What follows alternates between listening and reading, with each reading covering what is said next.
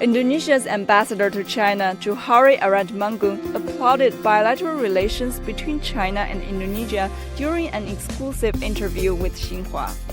Aratmanggung said that Indonesia would like to further strengthen cooperation with China in various fields, including healthcare, electric vehicles, vocational training, and peace and security.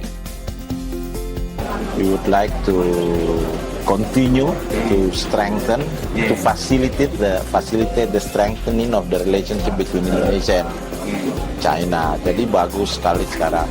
Hubungan perdagangan bagus, hubungan investasi bagus, hubungan people to people itu juga bagus sekali. Menurut saya itu penting hubungan people to people. Semakin kita saling memahami, saling tahu, kalau people to people itu bagus, in the future both governments will concentrate cooperation on health infrastructure,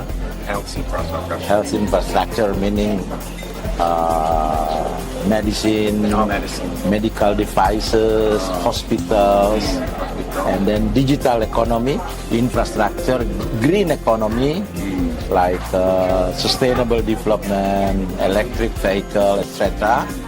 And we would like to see as well that the cooperation in fishery and in agriculture should be continued as well in many years to come. Kita ingin menciptakan ekosistem of electric vehicle in Indonesia.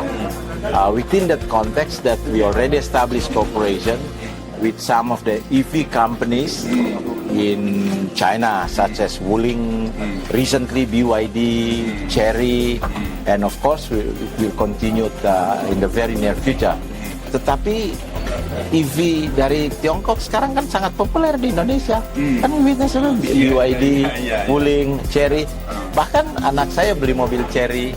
Ya, jadi so we would like to establish the emulate what you've been doing so far, the EV ecosystem in Indonesia, because this is in line with the green economy as well. Kita ingin semakin kuat juga kerjasama untuk vocational training.